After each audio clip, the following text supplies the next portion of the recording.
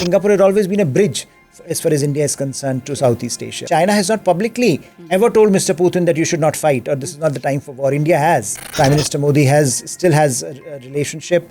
He can still talk about difficult issues. He said, Mr. Putin, that look, this is not the time for war publicly. We are also coming on behalf of a larger constituency that wants peace. And I think that was the point that India continues to make, that we are not neutral. We are on the side of peace. As long as Sheikh Hasina is here, does India have a problem in engaging with the new government and moving forward with its Bangladesh policy?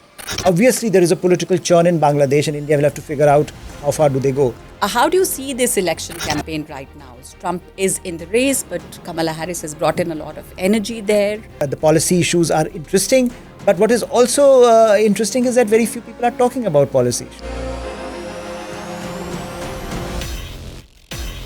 Welcome to the Ideas Factory. I'm Naghma. On this episode of the Ideas Factory, let's look at some of the big points that we'll be talking about.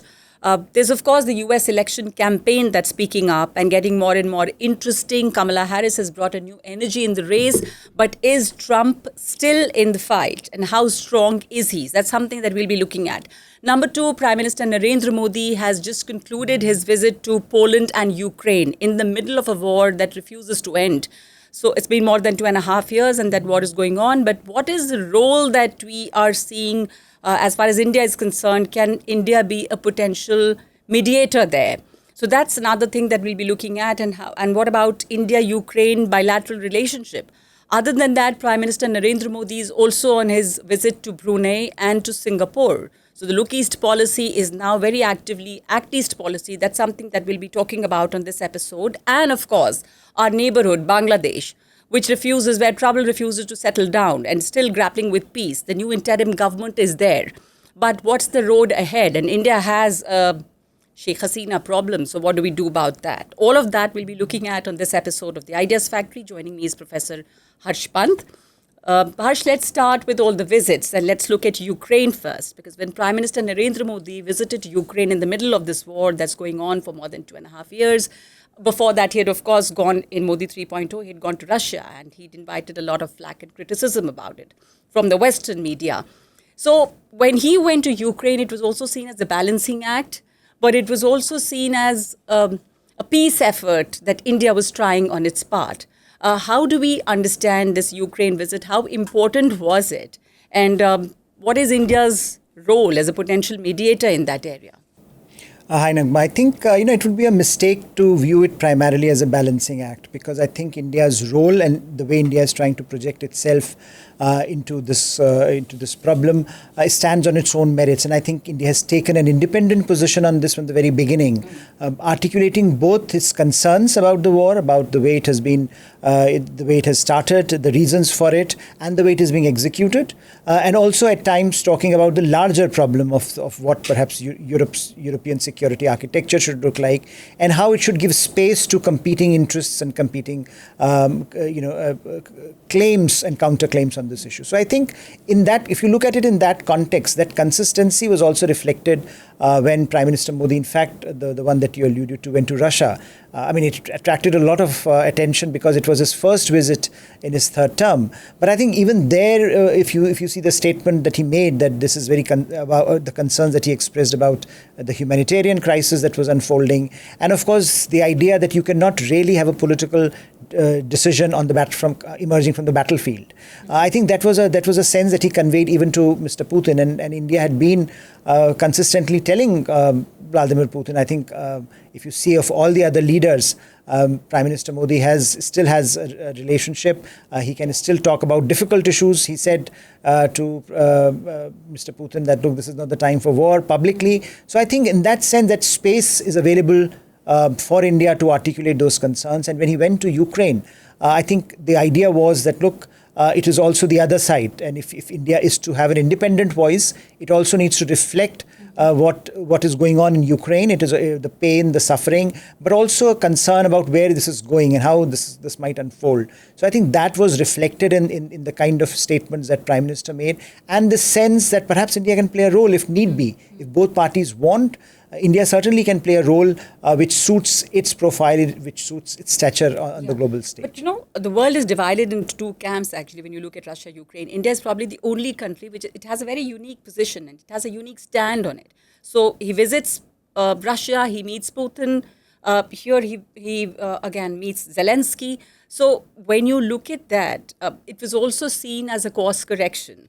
But when you talk about India and Ukraine and their relationship and India's role as a potential mediator there, what do you see? I mean, India's independent position there, how does that really play out by Prime Minister Modi's visit to Ukraine now?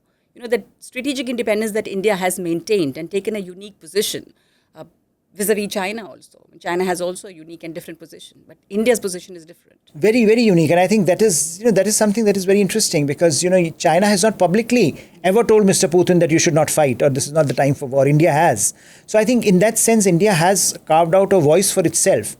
And also not to forget that this is also, something that the voice of the global South, that India is also articulating those problems that look, while of course what is happening in Ukraine is primarily focused on the Ukrainians, but the impact of this conflict, of this war is being felt across the world, and particularly the brunt is being borne by the developing world, where the food, fertilizer, fuel crisis, debt, global economies in doldrums. So unless something is done about this conflict, we will not see a change there. And I think that was a sense also that was being conveyed that, look, we are also coming on behalf of a larger constituency that wants peace. And I think that was the point that India continues to make, that we are not neutral, we are on the side of peace. We don't want war because it has wider repercussions. So it's very active neutrality. Exactly, and I think that active neutrality was something that India was trying to articulate through these two visits, both to Russia and to Ukraine. But I would also add that here, Prime Minister Modi also went to Poland.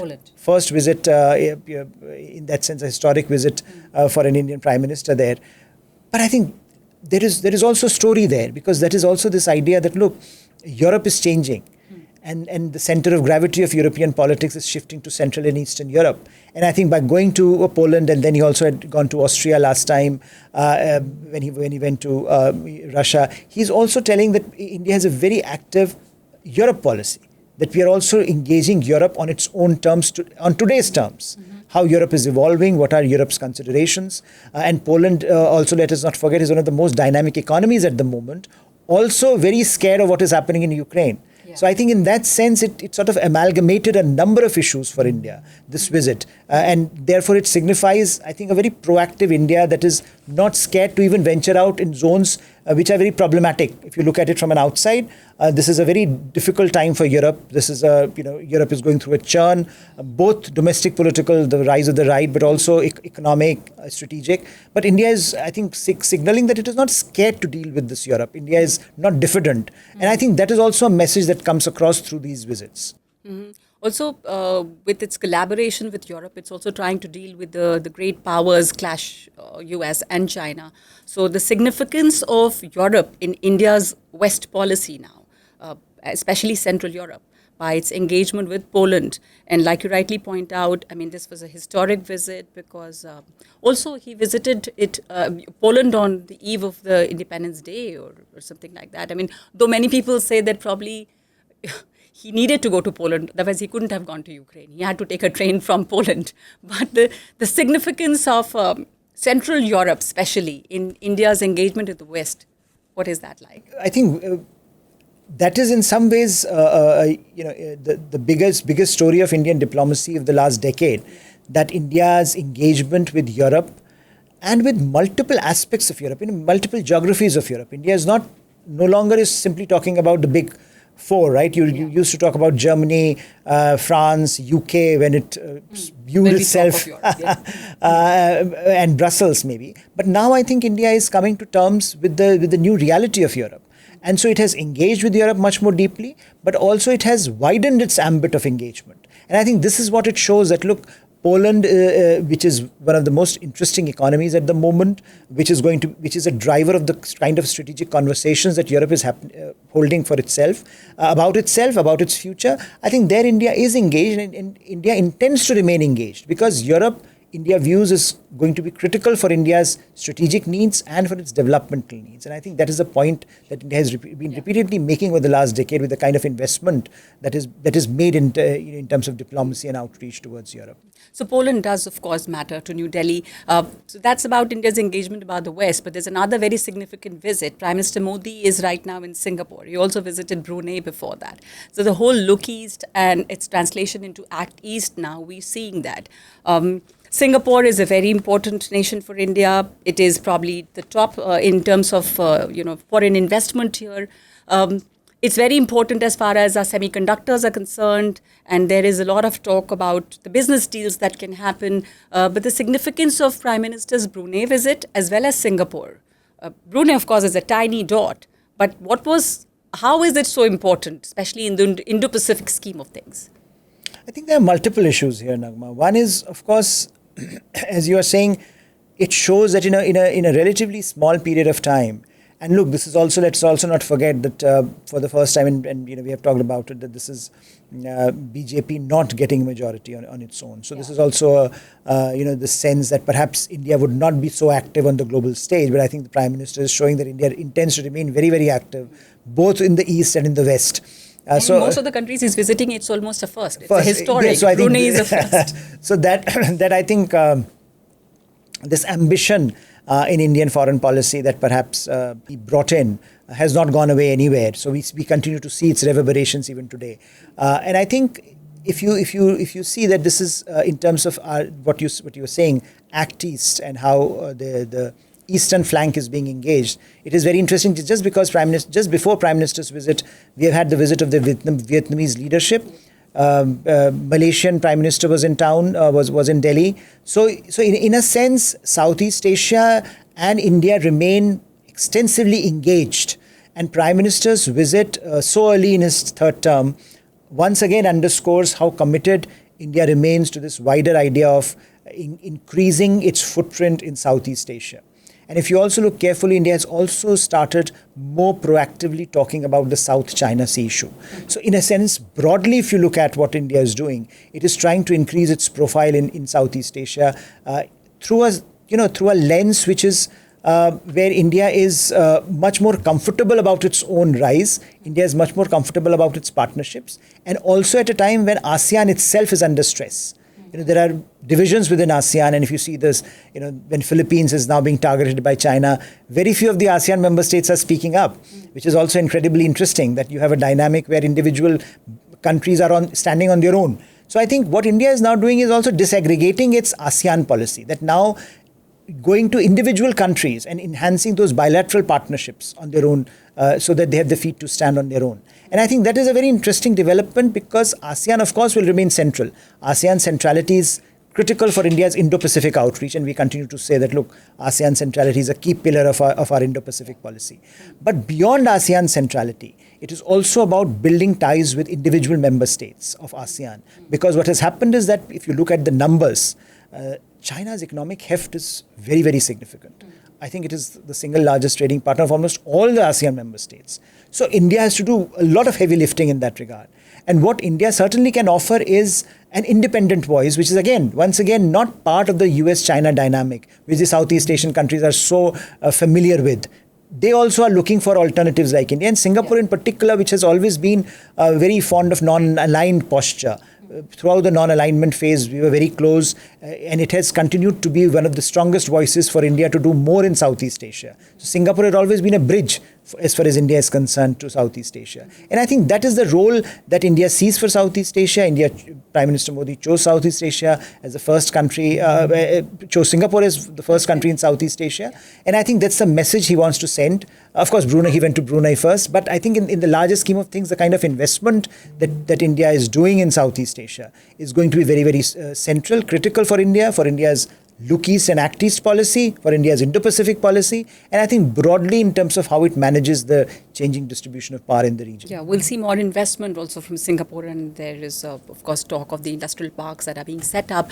Now, we are very actively engaged in Southeast Asia, but what about our neighbors? Does India have a neighborhood problem? Look at Bangladesh right now. A new interim government is in place under Mohammed Yunus. Some of the student leaders are also in very important positions there, but the new government is still grappling with stability and also trying to draw out a map for the road ahead. But India has a problem because Sheikh Hasina being here, when she landed here, of course, it was a temporary thing. But right now, we don't know what's going to happen. And what should be India's answer to that? Because as long as Sheikh Hasina is here, does India have a problem in engaging with the new government and moving forward with its Bangladesh policy?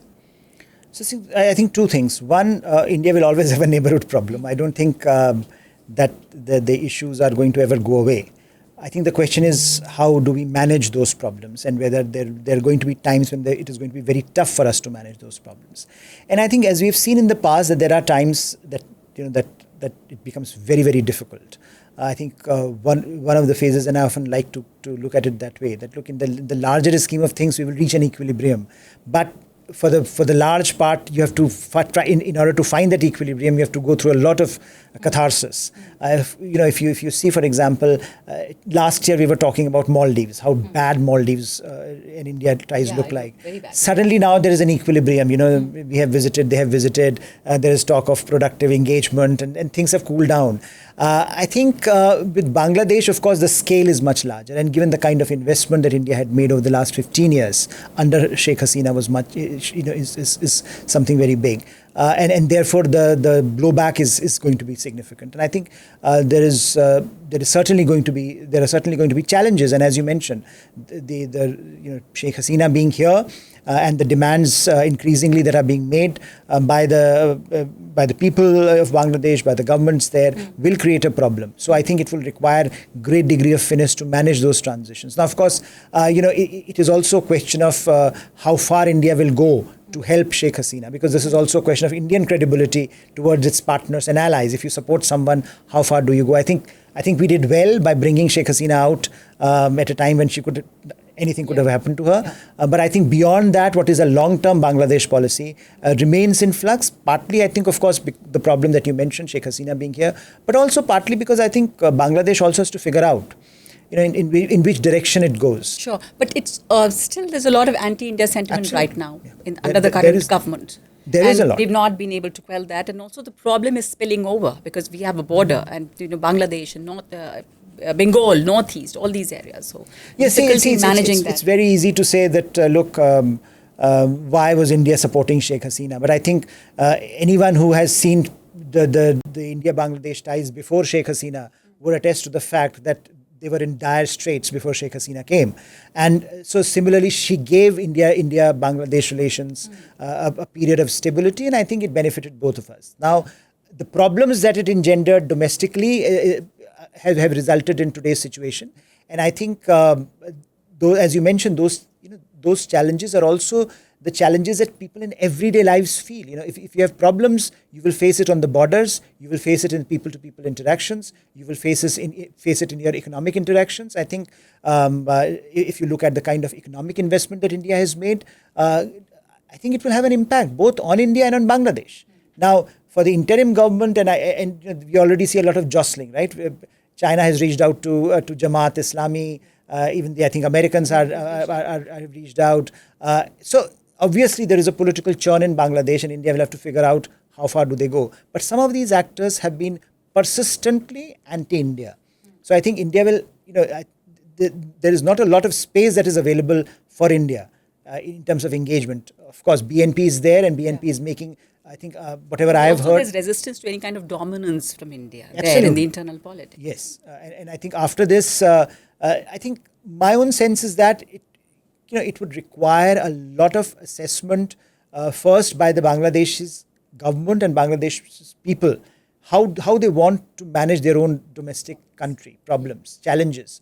And in which direction they take it. See, do they want to become East Pakistan? Exactly. It's possible that, look, if you go down a certain route where certain kinds of extremist voices take over, then it will obviously have an impact on how far India will be going ahead and engaging with Bangladesh. But of course, for the people of India, for the people of Bangladesh, it makes a lot of sense, both strategic as well as everyday sense, to engage with each other as people of two friendly countries. And I think that that state of equilibrium to arrive, I'm afraid we'll have to wait for a while, because there is a lot of churn happening both in Bangladesh as well We'll as have to wait for the churn to settle down as well. Yeah. You know, and India has to really be patient and watch. I think what's strategic happening there. patience is a term everyone has used a lot of times, both in the wider context, but also in this context. That's what we're doing right now.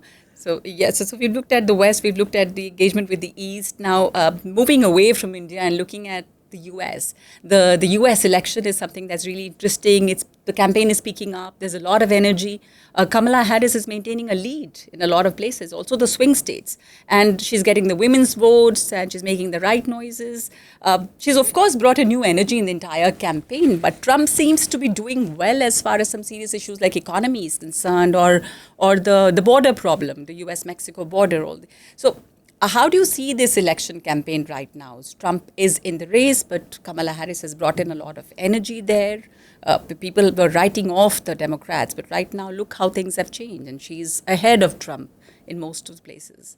Well, first of all, I think, given the kind of turmoil that is everywhere, I think it's just a respite to enjoy the elections, because they have been a roller coaster. Yeah. It's something of a soap opera kind of an effect, right? You start early on, and then you see President Biden not leaving office, and then you had an assassination attempt, and then Kamala Harris's nomination. I think it's been good to see democracy in action, and how, and I think that's the beauty of democracies. The way they work, they also give you lots to think and to cogitate about. And I think in this particular case, in these elections, certainly Kamala Harris, as you were mentioning, has made Democrats believe in themselves. I mean, before Kamala Harris, there was it was almost as if this is a one-way fight, that it is for Trump to lose. Now I think suddenly you have a Democratic establishment that is out there in full vigor.